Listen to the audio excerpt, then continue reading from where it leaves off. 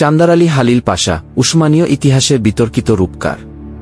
একদিকে ছিলেন বিজয়ী সুলতান মুহাম্মদ আল ফাতিহ, দুর্গম কনস্টান্টিনোপলের বিজেতা, আর অন্যদিকে এক রহস্যময় রাজনৈতিক ব্যক্তি চান্দার আলী হালিল পাশা। তিনি ছিলেন একাধারে উসমানীয় সাম্রাজ্যের প্রধান উজির, আবার অন্যদিকে ইতিহাসের এক বিতর্কিত চরিত্র। চান্দার আলী হালিল পাশার জন্ম 1407 খ্রিস্টাব্দে চান্দার আলী পরিবারে। এটি ছিল একটি প্রভাবশালী তুর্কি পরিবার। তার বাবা ছিলেন বিচারপতি এবং ধর্মীয় ব্যক্তিত্ব। ছোটবেলা থেকেই হালিল পাশা শিক্ষায় পারদর্শী ছিলেন, বিশেষ করে ইসলামী আইন ও প্রশাসনিক জ্ঞান অর্জনে। তিনি প্রথমে সুলতান মুরাদ এর আমলে সরকারি প্রশাসনে প্রবেশ করেন।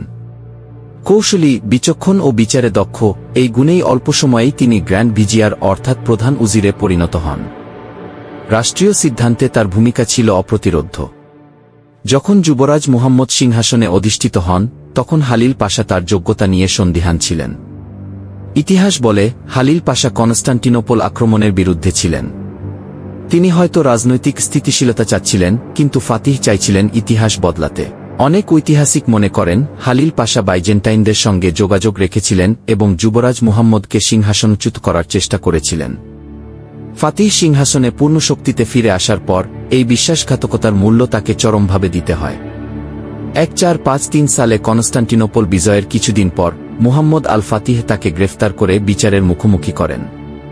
অচিরেই হালিল পাশার জীবন শেষ হয় মৃত্যুদণ্ডের মাধ্যমে। কেউ বলেন এটি ছিল ন্যায্য বিচার, কেউ বলেন রাজনৈতিক প্রতিহিংসা। চান্দার আলী হালিল পাশা একজন পিতার মতো অভিভাবক, আবার এক রাজনৈতিক প্রতিদ্বন্দ্বী। তিনি ইতিহাসে রয়ে গেছেন সাহস, দ্বন্দ্ব ও নাটকীয়তার এক স্থায়ী প্রতীক হয়ে। তিনি কি দেশদ্রোহী ছিলেন, নাকি বাস্তববাদী কূটনীতিক? এই প্রশ্ন আজও বিতর্কিতই।